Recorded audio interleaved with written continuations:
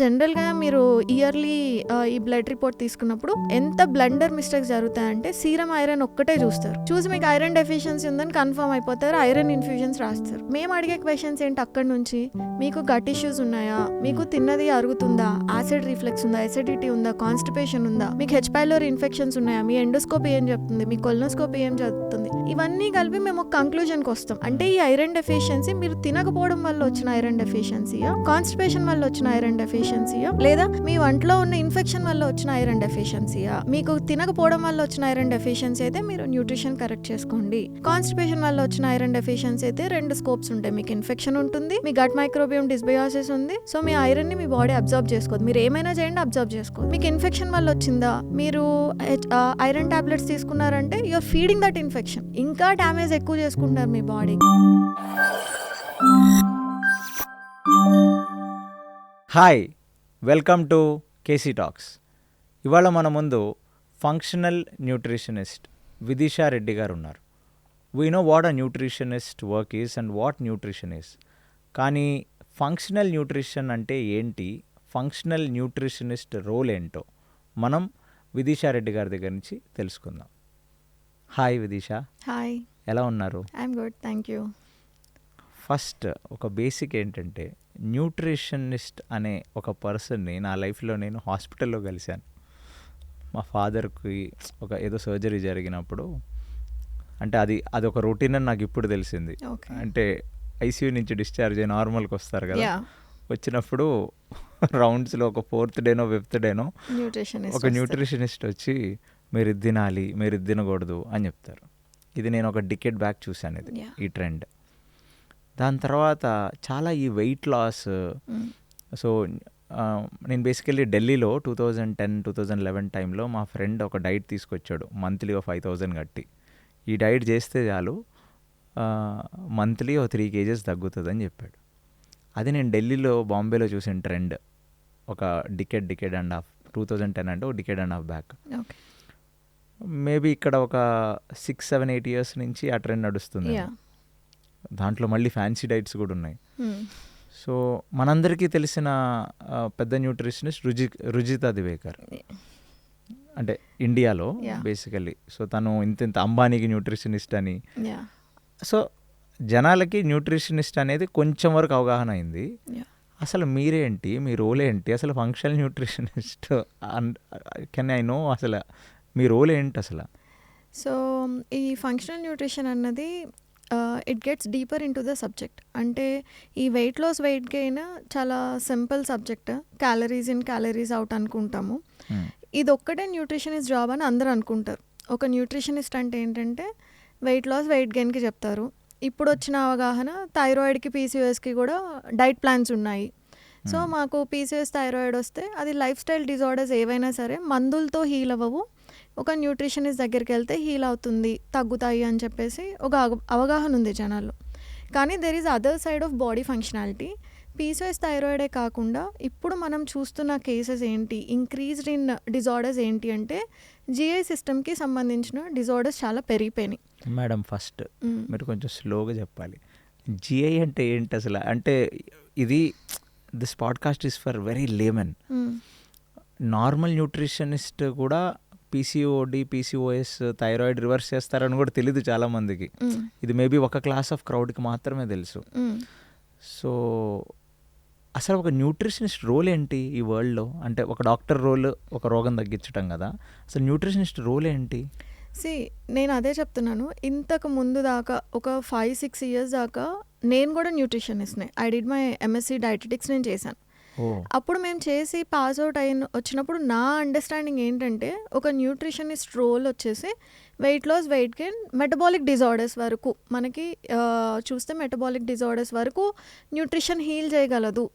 లేదా మీరు ఐసీయూలోనో, ఎంఐసీయూలోనో, పోస్ట్ ఆప్ కేసెస్లో చూస్తే అక్కడ న్యూట్రిషన్, థెరప్యూటిక్ న్యూట్రిషన్ అని అంటాం మనం. వాటిల్లో థెరప్యూటిక్ న్యూట్రిషన్. మెటబాలిక్ డిజార్డర్స్ అంటే ఏంటి? సో మెటబాలిక్ డిజార్డర్స్ మీ లైఫ్ స్టైల్ వల్ల వచ్చే type 2 diabetes, insulin resistance, PCOS లేదా కార్డియాక్ ఇష్యూస్, మీకు ట్రైగ్లిజరైడ్స్ ఎక్కువ ఉంటాయి, కొలెస్ట్రాల్స్ ఎక్కువ ఉంటాయి, వీటన్నిటిని మనం lifestyle disorders, metabolic disorders కింద కేటగరైజ్ చేస్తాం. అంటే ఓన్లీ మీ లైఫ్ స్టైల్ వల్ల, డైటరీ చాయిసెస్ వల్ల వచ్చే రోగాలన్నిటిని మనం మెటబాలిక్ డిజార్డర్స్ అంటాం. అంటే lifestyle disorders are all metabolic disorders?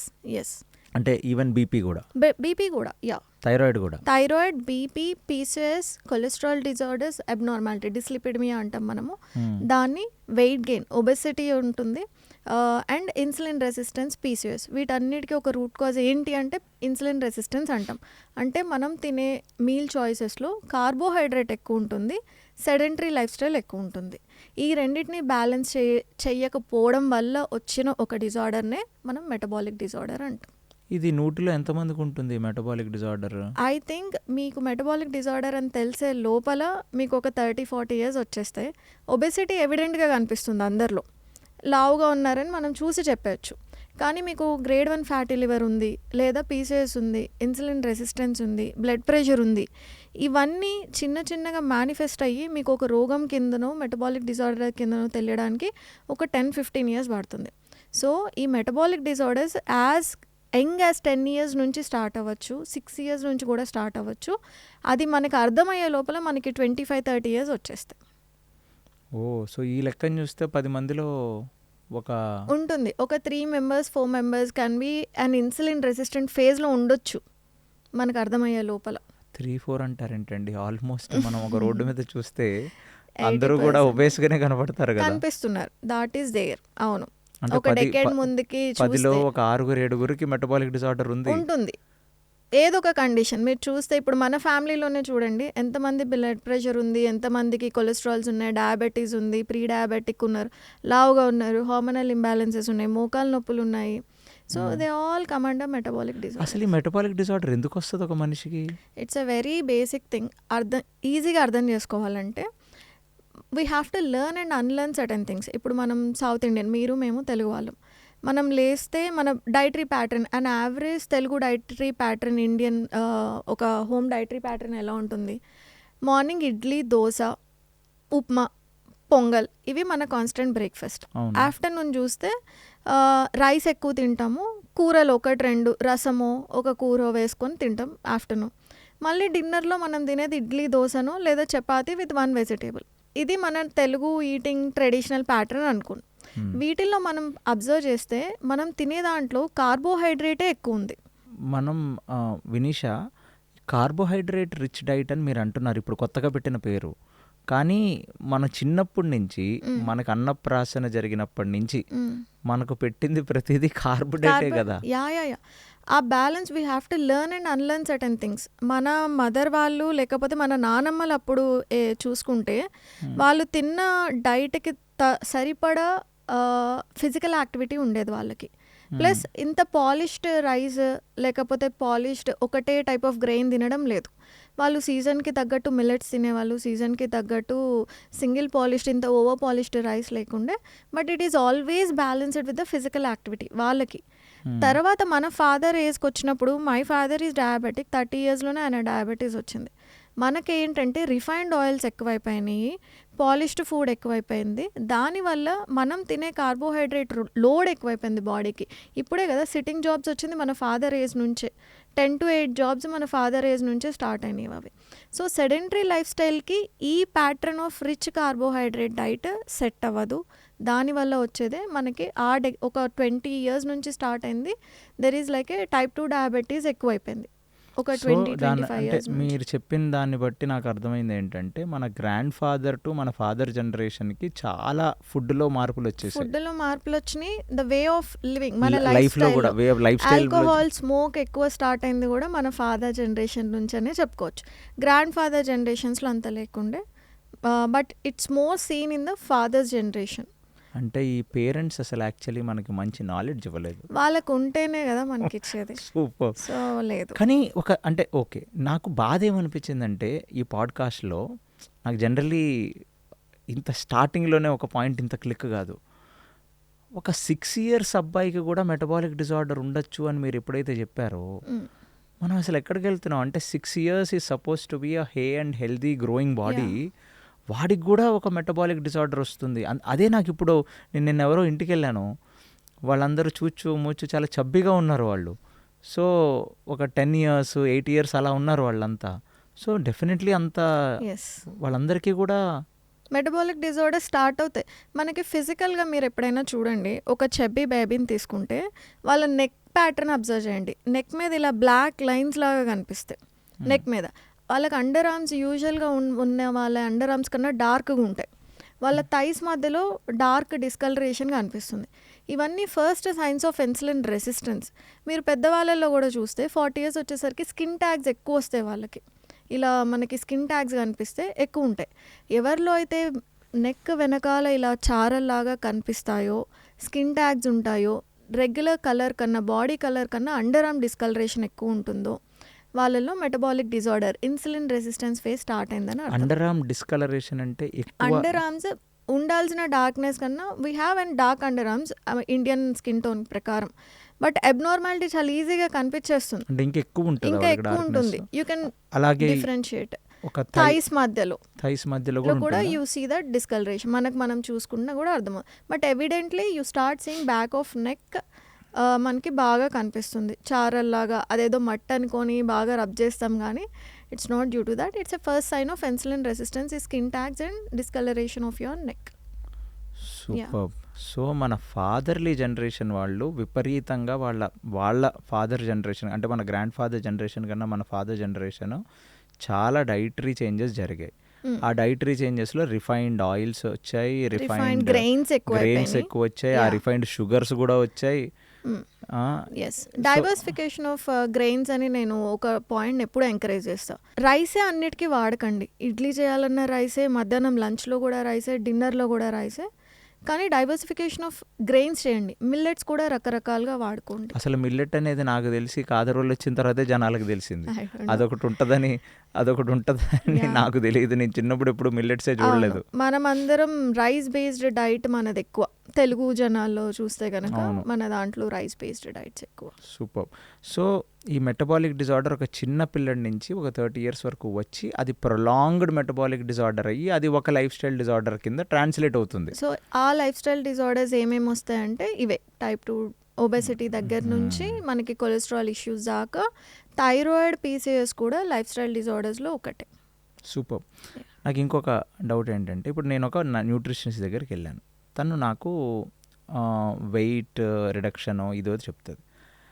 అసలు ఈ మోడర్న్ వరల్డ్లో ఇప్పుడు ఇచ్చే ఈ modern so called weight reduction న్యూట్రిషనిస్ట్లకి క్యాలరీ సర్ప్లస్, క్యాలరీ డెఫిసిట్ ఇది మాత్రమే తెలుసు. వాళ్ళకి నా బాడీకి కావాల్సిన ఎంటైర్ గ్యామెట్ ఆఫ్ న్యూట్రిషన్ అనే సబ్జెక్ట్ మీద అసలు అవగాహన ఉందా లేదా?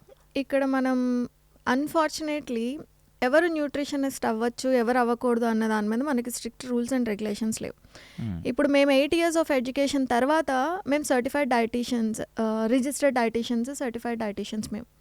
మీరు 3 months సర్టిఫికేట్ చేసి కూడా న్యూట్రిషనిస్ట్లు అయిపోతున్నారు. So there are more quacks in this industry who want to take this industry over. ఇప్పుడు మేము 8 years ఆఫ్ ఎడ్యుకేషన్ మాకు ఆ పబ్లిసిటీ స్కోప్ లేదనుకోండి, ఇన్స్టాగ్రామ్లో వెళ్ళి కూర్చొని ఎడ్యుకేట్ చేసి ఆ పబ్లిసిటీ స్కోప్ లేకపోతే మీరు మమ్మల్ని ఎలా డిఫరెన్షియేట్ చేస్తారు? ఆ 3 years న్యూట్రిషనిస్ట్ని ఎలా డిఫరెన్షియేట్ చేస్తారు? 3 months సర్టిఫికేషన్ కోర్స్ వాళ్ళు. ఎప్పుడైతే ఈ న్యూట్రిషన్ అన్న సబ్జెక్ట్ మీకు only calorie in calorie out దాకానే అర్థమవుతుందో, that information alone you got it through ఈ 3 months కోర్స్. ఎప్పుడైతే మీరు beyond calorie in calorie out concept నేర్చుకుంటారో, మీరు అనాటమీ, ఫిజియాలజీ, బయోకెమిస్ట్రీ ఇవన్నీ మాకు 8 years నేర్చుకున్న సబ్జెక్ట్స్. సో మేము ఇంత చదివిన తర్వాత మా understanding of nutrition, weight loss, weight gain is very different from an understanding which you gain through 3 months of certification course. అయితే ఆ 3 months డిప్లొమా కోర్సులు, సర్టిఫికేషన్ కోర్సులు చేసి వచ్చి న్యూట్రిషనిస్ట్లు అవుతున్నారు. That's the most unfortunate thing in this industry. ఎక్కడ rules and regulating governing bodies లేవు. సో మీకున్న ప్రత్యేకత ఏంటి? How are you different from any of them? నేను చేసింది masters in dietetics and food service management నేను చేశాను. B.Pharmacy తర్వాత I did my masters in dietetics. నేను అప్పుడు చేసినప్పుడు నాకున్న అవగాహన, I did my this in 2014 complete చేసింది. అప్పుడు నాకున్న అవగాహన ఏంటంటే ఇంతే, న్యూట్రిషనిస్ట్ అంటే wait loss, weight gain, PCOS, థైరాయిడ్కి మ్యాక్సిమం మెటబాలిక్ డిజార్డర్స్ వరకు చేయొచ్చు అని అక్కడ నుంచి పాస్ అవుట్ అయ్యి వచ్చిన తర్వాత నాకు అర్థమైంది. When I started working for ICUs, multi speciality హాస్పిటల్స్లో వర్క్ చేసిన తర్వాత I learned about therapeutic diet. అంటే నువ్వు క్రిటికల్ కండిషన్లో ఉన్నా కూడా న్యూట్రిషన్ ఎంత మేజర్ రోల్ ప్లే చేస్తుంది. నువ్వు హాస్పిటల్ నుంచి ఒక ఆపరేషన్ తర్వాత డిశ్చార్జ్ అయ్యి వచ్చిన తర్వాత పోస్ట్ ఆప్ రౌండ్స్ అని మాకు ఉంటాయన్నమాట. అక్కడ న్యూట్రిషన్ ఎంత రోల్ ప్లే చేస్తుంది, ఒక ఆర్గాన్ ట్రాన్స్ప్లాంట్ చేసిన తర్వాత న్యూట్రిషన్ ఎంత రోల్ ప్లే చేస్తుంది. సో మెడిసిన్ మీకు సర్జరీ ఫస్ట్ అయిపోయిన తర్వాత న్యూట్రిషన్నే మీకు హీల్ చేస్తుంది. అక్కడి నుంచి డాక్టర్ పని అయిపోయింది, సర్జరీ చేశారు, మిమ్మల్ని పంపించేశారు. అక్కడి నుంచి మీ బాడీ హీల్ అవ్వాలంటే you need a therapeutic diet. That I have learn through hospital. నేను చేసిన ప్రాక్టీస్ నుంచి నాకు అక్కడ వచ్చింది. కానీ ఈ ప్రాక్టీస్లో నాకు అర్థమైంది ఏంటంటే ఒక రెగ్యులర్ న్యూట్రిషన్ అండ్ ఈ థెరప్యూటిక్ న్యూట్రిషన్కి మధ్యలో there is something called as functional nutrition. ఇది సోల్లీ ఫోకస్డ్ ఆన్ అండర్స్టాండింగ్ ఒక్కొక్క ఆర్గాన్ ఒక్కొక్కలాగా డిఫరెంట్గా పనిచేయదు. ఇది ఒక ఇంటర్ రిలేటెడ్ ఆర్గాన్ సిస్టమ్ మన body. Everything starts from gut. అక్కడి నుంచి మొదలవుతుంది, which is taking all over your body. అక్కడి నుంచే మీకు స్కిన్ కండిషన్స్, హెయిర్ కండిషన్స్, ఇంతకుముందు స్కిన్ కండిషన్స్ వచ్చినాయి అంటే డాక్టర్ ఒక్కళ్ళే హీల్ చేస్తారు అనుకునే వాళ్ళం. హెయిర్ ఫాల్ అవుతుందంటే టాపికల్స్ రాసుకుంటాము, a very minimal intervention diagnostic test చేసుకొని వస్తాము. సో ఇప్పుడు మాకు అర్థమవుతుంది ఏంటి అంటే కనుక స్కిన్, హెయిర్ తర్వాత మీ జిఐ సిస్టమ్ అంటే గ్యాస్ట్రో ఇంటెస్టైనల్ సిస్టమ్ని, వీటన్నిటిని గవర్న్ చేసేది ఒక గట్ మైక్రోబయోమ్ అని ఒకటి ఉంది. సో ఆ గట్ మైక్రోబయోమ్లో ఇంబ్యాలెన్సెస్ వచ్చినప్పుడు మీకు ఈ బర్పింగ్, బ్లోటింగ్, ఇండైజెషన్, కడుపుకు సంబంధించినవి, ఇంటెస్టైన్కి సంబంధించిన విపరీతమైన ఫ్లాట్యులెన్స్, కాన్స్టిపేషన్, డయేరియా ఇవన్నీ స్టార్ట్ అవుతున్నాయి. వీటన్నిటికీ ఒక రూట్ కాజ్ ఏంటంటే మీ గట్లోనే ఒక సొల్యూషన్ ఉంది. That is what I learn from functional nutrition. అంటే ఫంక్షనల్ న్యూట్రిషనిస్ట్ రోల్ మొత్తం గట్టు మీదే ఉంటుందా? Yeah, entirely focused on gut, understanding the infections and correlating with the symptoms. మీకున్న సిమ్టమ్స్ ఎక్కడి నుంచి రూట్ అయినవి అని మనం ఆలోచించుకుంటే 80% to 90% ఆఫ్ జిఐకి సంబంధించినవి, గ్యాస్ట్రో ఇంటెస్టైన్కి సంబంధించినవన్నీ it is focused on gut health. ఈ గట్ హెల్త్ ఇంబ్యాలెన్స్ వచ్చినప్పుడు మీకు హార్మోనల్ ఇంబ్యాలెన్సెస్ వస్తుంది, స్కిన్ మైక్రోబయోమ్ల ఇంబ్యాలెన్స్ వచ్చి you see like acne, hair nutrient imbalances. మనకి న్యూట్రియంట్ అబ్జార్ప్షన్ జరగాల్సిందే గట్లో. ఆ అబ్జార్ప్షన్ జరగనప్పుడు మీకు ఇన్ని ఇన్ఫెక్షన్స్ ఉన్నప్పుడు మీ ఫిజికల్ బాడీలో చాలా సిమ్టమ్స్ కనిపిస్తాయి. అయితే నాకు ఒక క్వశ్చన్ వినీషా, గట్ అనేది ఏంటి? ఇప్పుడు మనం ఒక ట్రీకి రూట్స్ లాగా, ఒక మ్యాన్కి స్పైన్ లాగా, యునో ఈ గట్టుతోనే మొత్తం అన్ని ఆర్గాన్స్ రిలేటెడ్ అయి ఉన్నాయి. Interrelated, very much interconnected. Yes, అందుకనే ఈ ఫంక్షనల్ న్యూట్రిషనిస్ట్ అనే ఒక సబ్జెక్ట్ మొత్తం గట్ మీద ఆధారపడిన సబ్జెక్ట్. yes, అవును. Can I say nutritionist specialized in gut is called as functional yeah, we nutritionist? can say అలా చెప్పొచ్చు. ఓ వావ్. సో మీది ఒక functional స్పెషలైజేషన్, nutrition is ఇది ఒక సూపర్ focused స్పెషలైజేషన్ లాగా ఇది. అనుకోవచ్చు. యా, ఆఫ్టర్ మై మాస్టర్స్ నాకు వచ్చింది ఒక I would like to share the small case. నాకు ఎందుకు ఈ ఫంక్షనల్ న్యూట్రిషన్ మీద ఇంట్రెస్ట్ వచ్చింది అంటే, నేను ఒక పీసీఓఎస్ కేసు తీసుకున్నాను. అమ్మకి ఏది తిన్నా కూడా విపరీతమైన కడుపు నొప్పి. సో ఇనీషియల్ కన్సల్టేషన్లో ఫోకస్ అంతా నాకు కడుపు నొప్పి మీదే ఉండేది. సో అంటే మీరు నార్మల్ న్యూట్రిషనిస్ట్గా ఉన్నప్పుడు వచ్చిన యా, కేసా ఇది? వచ్చినప్పుడు కేసు అది. అప్పటిదాకా I was doing weight loss, weight gain చేస్తున్నాం, పీసీఓఎస్ కేసెస్ చేస్తున్నాం. సో ఆమె సిమ్టమ్స్ చెప్పినప్పుడు నాకు మైండ్లో అనిపించింది కూడా ఇది పీసీఓఎస్ కేసే. అబ్నార్మల్ బ్లీడింగ్ ఉంది, ఇర్రెగ్యులర్ బ్లీడింగ్ ఉంది, ఆమెకి చాలా పీరియడ్ ఇంబ్యాలెన్సెస్ ఉన్నాయి. సో ఇది పీసీఓఎస్ కేసే, రెగ్యులర్గా చేస్తే పీసీఓఎస్ హీల్ అయిపోతే ఆ కడుపు నొప్పి పోతుంది అనుకున్నాము.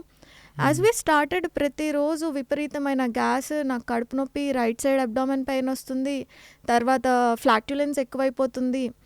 హార్మోనల్ ఇంబ్యాలెన్సెస్లో కామన్గా కనిపించేవి అబ్డామెన్ పెయిన్ కనిపిస్తుంది, కొంచెం ఇండైజెషన్ కనిపిస్తుంది. బట్ దీన్ని చెప్పేవి నాకు దిస్ ఈస్ బియాండ్ పీసీఓఎస్ అని అర్థమైపోయింది నాకు. ఇది పీసీఓఎస్ కాదు, there is something else to understand అన్నప్పుడు when I was researching 5 years back, 6 years back ఇది. అప్పుడు రీసెర్చ్ చేసినప్పుడు I came across this term called as functional nutrition, where gut health బాగోకపోతే you see all these disorders. And ఈ disorders ఆమె చెప్పిన అన్ని symptoms నేను కలెక్టివ్గా చూస్తే ఇది ఇరిటబుల్ బాల్ సిండ్రోమ్ అని అర్థమైంది. ఒక డెకేడ్ ముందర ఇరిటబుల్ బాల్ సిండ్రోమ్ అంటే ఎవరికీ తెలీదు, అసలు దానికి సొల్యూషన్ లేదనే అనుకునే వాళ్ళం. అన్ని కేసెస్ కూడా లేవు. కేసీ when we started our practice మాకు ఏ కేసు ఇరిటబుల్ బాల్ సిండ్రోమ్ మీద వచ్చింది లేనే లేదు. ఇది మీరు న్యూట్రిషనిస్ట్గా నేను ఉన్నప్పుడు చేసినప్పుడు అందరూ న్యూట్రిషనిస్ట్ దగ్గరకు వచ్చేది ఒకటే మోటోతో, weight loss, weight gain, PCOS, థైరాయిడే ఉండేది. కానీ I came to know about this term irritable bowel syndrome ఉంది అని. Then I joined Monash University ఆస్ట్రేలియాలో ఈ ఇరిటబుల్ బాల్ సిండ్రోమ్ గురించి రీసెర్చ్ చేసి వాళ్ళు ఒక డైట్ ప్లాన్ తయారు చేశారు ఐబిఎస్ గురించి. Then I signed up for that. అది చదువుతున్నప్పుడు it's like an eye opener. ఇంత ఉందా ఐబిఎస్ అంటే. జనరల్గా నాకు ఐబిఎస్ ఉందనగానే ఓకే అంటే కాన్స్టిపేషన్ ఉందనో బ్లోటింగ్ ఉందనో అర్థం చేసుకుంటారు, కానీ IBS can take over your life. తీసేస్తుంది అది స్లోగా. It drains you up physically, mentally, financially. So ఐబిఎస్ని జనరల్ డైటీషియన్ హీల్ చేయలేదు, కన్వెన్షనల్ మెడిసిన్ హీల్ చేయలేదని నాకు బాగా క్లియర్గా ఆ కోర్స్ చేశాక అర్థమైంది. సో ఆ కోర్స్ చేసిన తర్వాత ఐ థాట్ ఓకే ఇప్పుడు ఐబిఎస్ మొనాష్ చేసేసాను, ఇంకా నాకు తిరగలేదు అనుకున్నాను నేను. బట్ అది చదువుతున్నప్పుడు మాకు అక్కడ మొనాష్లో చెప్పింది ఏంటంటే 80% ఆఫ్ ఐబిఎస్ ఇన్ఫెక్షన్తోనే ముడిపడి ఉంది. You eight something from out side, నువ్వు గ్యాస్ట్రోఎంటరైటిస్ డెవలప్ చేసుకున్నావు, ఆ ఇన్ఫెక్షనే నీ గట్లో ఉండిపోయి ఈ ఇరిటబుల్ బాల్ సిండ్రోమ్కి కారణం అని 80% ఆఫ్ కేసెస్లో ఉంది నేను చేసిన రీసెర్చ్ ప్రకారం. Then I understood there is a condition called a small intestinal bacterial overgrowth, large intestinal bacterial overgrowth. ఇవి అడ్రస్ అవ్వనంత వరకు మన ఐబిఎస్ హీల్ అవ్వదు అని నాకు అర్థమైంది. Then I did and specialization course in small intestinal bacterial overgrowth, SIBO. అది అయిపోయిన తర్వాత it was a very big eye opener. ఇంకా ఈ గూగుల్ ఇన్ఫర్మేషన్, ఈ వేరే వాళ్ళు చెప్పే ఇన్ఫర్మేషన్ అంతా రాంగ్ అని నాకు చాలా క్లియర్ కట్గా అర్థమైంది. Because she was a doctor, ఒక న్యాచురోపత్. సిబో మీదే లాస్ట్ 30 years నుంచి ఆమె ప్రాక్టీస్ చేస్తుంది. సో 30 years నుంచి మనం ఒక కండిషన్ మీద రీసెర్చ్ చేసి when you come up with a course you understand how it is different. ఎంత ప్రాక్టికల్ నాలెడ్జ్ ఇచ్చిందంటే మాకు it was beyond what I can explain. ఆ తర్వాత వీటన్నిటికీ ముడిపడేది మీకు ఎప్పుడైతే బయోకెమిస్ట్రీ తెలియదో, బాడీలో బయోకెమికల్ పాత్వేస్ అని ఉంటాయి, అవి అర్థం కాదో, మీకు ఈ సిబో నాలెడ్జ్ ఉన్న ఐబిఎస్ నాలెడ్జ్ ఉన్న అర్థం కాదు. Then I did my level 3 biochemical pathways in functional nutrition అన్న బయోకెమిస్ట్రీ నేను సర్టిఫికేషన్ చేశాను. Now I know it clearly where is this coming from. ఏ పాత్వే బాడీలో డిస్టర్బ్ అయితే మీకు న్యూట్రియంట్ డెఫిషియన్సీస్ వస్తాయి, ఏ న్యూట్రియంట్ డెఫిషియన్సీస్ వస్తే ఏ బయోకెమికల్ పాత్వే డిస్టర్బ్ అవుతుంది, వీటన్నిటికీ రూట్ కాజ్ ఏంటి అంటే మీ గట్ మైక్రోబయోమ్ ఇంబ్యాలెన్స్. వావ్, ఇది మీ గ్యామెట్ చాలా ఇంట్రెస్టింగ్ గా ఉంది. అసలు పాత్వేస్, బయోకెమికల్ పాత్వేస్ అంటే ఏంటి? It's very complicated case. అంటే మీ బ్లడ్ ఒక సింపుల్ థింగ్, బ్లడ్లో ఆర్బీసీ ఉంటుంది, డబ్ల్యూబీసీ ఉంటుంది, ప్లేట్లెట్స్ ఉంటాయి. ఓకే, మీ ఆర్బీసీ సిబీసీ బ్లడ్ టెస్ట్ చేయించుకున్నప్పుడు మనం జనరల్గా హీమోగ్లోబిన్ ఒక్కటే చూస్తాం. కానీ మేమేం చూస్తాం, ఆర్బీసీ సైజ్ ఎంత ఉంది, దాని షేప్ ఎంత ఉంది, దాంట్లో హీమోగ్లోబిన్ పర్సంటేజ్ ఎంత ఉంది, ఇవి అబ్నార్మల్గా ఎందుకు ఉన్నాయన్నది ఈ సబ్జెక్ట్ చదివాను కాబట్టి నాకు తెలుసు. అదొక్కటే it can give me like load of insight about మీ న్యూట్రిషన్ గురించి ఇవ్వచ్చు.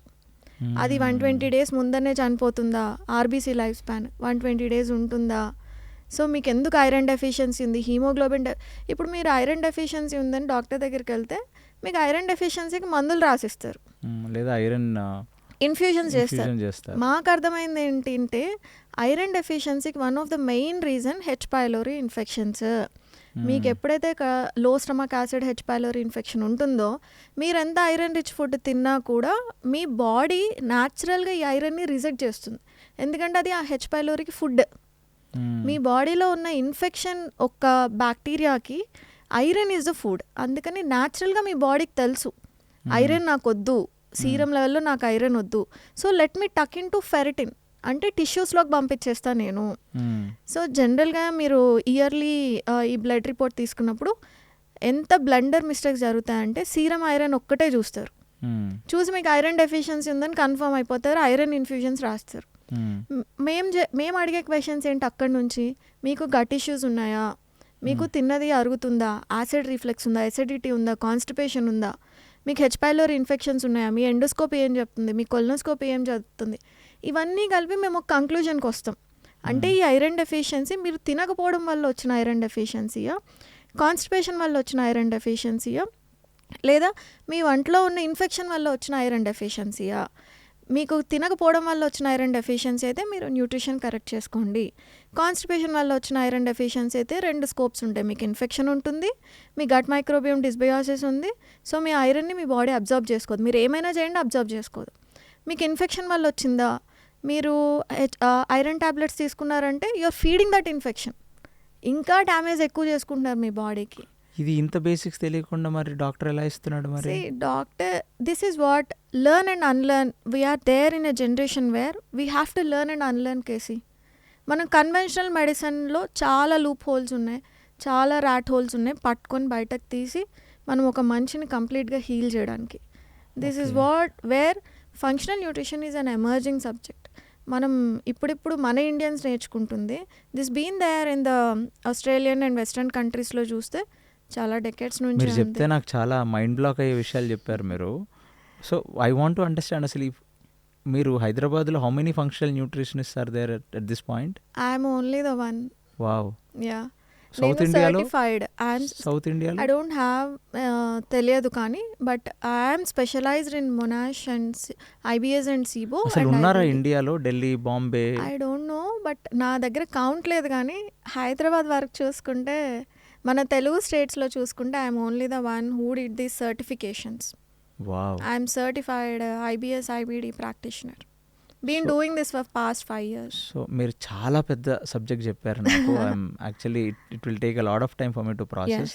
కానీ మనం ఏం చేద్దామంటే వినీషా, మీరు చెప్పిన ఫస్ట్ ఈ గట్ మైక్రోబయోమ్ మీద ఒక పాడ్కాస్ట్ చేద్దాం, ఓకే? దాని తర్వాత అసలు గట్ అంటే ఏంటి, దాని మీద we need to understand. Plus gut brain axis. So functional nutrition అనేది కంప్లీట్లీ గట్ని మనం హీల్ చేస్తే మన బాడీ ప్రతిదీ హీల్ అవుతుంది అని నమ్మేది ఫంక్షనల్. రూట్ కాజ్ అనాలిసిస్ మెయిన్గా. What is the base line of functional nutrition, ఎలా వర్క్ అవుతుంది, ఎలా హెల్ప్ అవుతుందంటే రూట్ కాజ్. ఇందాక నేను మీకు ఐరన్ డెఫిషియన్సీ గురించి ఒక ఇన్పుట్ ఇచ్చాను. సో మీకు రూట్ కాజ్ అర్థమైందా? 3 రూట్ కాజ్లు ఉన్నాయి ఐరన్ డెఫిషియన్సీకి. ఒకటి అసలు మీరు తినట్లేదు, దాట్ ఈస్ వన్ రీజన్. అది చాలా రేర్గా జరుగుతుంది. ఐరన్ డెఫిషియన్సీ మనకి అంత ఈజీగా రాదు. మనది ఒక బ్యాలెన్స్డ్ డైట్ తీసుకున్న అన్ని రకరకాలుగా డైవర్సిఫైడ్గా తింటాం కాబట్టి చాలా తక్కువగా ఐరన్ డెఫిషియన్సీ కనిపిస్తుంది. బట్ చిన్నపిల్లల దగ్గర నుంచి కొన్ని ఫ్యామిలీ బ్యాక్గ్రౌండ్స్ చూసుకుంటే మనము లోవర్ మిడిల్ క్లాస్ లేకపోతే పూర్ పాపులేషన్లోనూ ఐరన్ డెఫిషియన్సీస్ ఇంతకుముందు బాగా కనిపించేవి, మాల్న్యూట్రిషన్ వల్ల కనిపించేవి. ఇప్పుడు కొంచెం అందరికీ ఒక అవగాహన వచ్చింది కాబట్టి they are eating a little bit balanced diet. కానీ చిన్నపిల్లల్లో బాగా ఐరన్ డెఫిషియన్సీ కనిపిస్తుంది. పికీ ఈటర్స్ ఉంటారు కదా, ఆకుకూరలు తినము, లేకపోతే డ్రై ఫ్రూట్స్ తినము, ఐరన్ లెగ్యూమ్స్ తినము, ఇలా పికీ ఈటర్స్లో కొంచెం ఐరన్ డెఫిషియన్సీ కనిపిస్తుంది. సో మేము చేసింది రూట్ కాజ్ అనాలిసిస్. అంటే ఏంటంటే, మీ చిన్నప్పటి నుంచి మీ మెడికల్ హిస్టరీ చెప్పండి, we correlate with the clinical reports. మేము చేసే డయాగ్నోస్టిక్ రిపోర్ట్ మాకు చాలా చెప్తుంది. మీరు ఎన్ని స్టోరీలు చెప్పినా మాకంటూ ఆ రిపోర్ట్ చూడగానే ఒకటి అర్థమైపోతుంది, వస్తుంది.